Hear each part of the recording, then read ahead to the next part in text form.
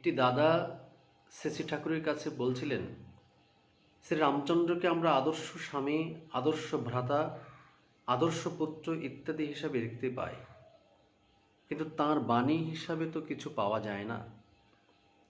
শ্রী ঠাকুর: তা তো আমি জানি না, তবে ওই যে কি রামায়ণ আছে যাতে বশিষ্ঠের উপদেশ আছে?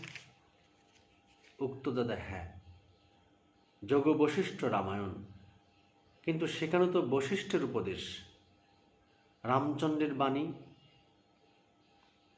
শ্রী ঠাকুর: ওই তো, বশিষ্ঠের উপদেশগুলিই রামচন্দ্রের ভিতর দিয়ে মূর্ত হয়েছে।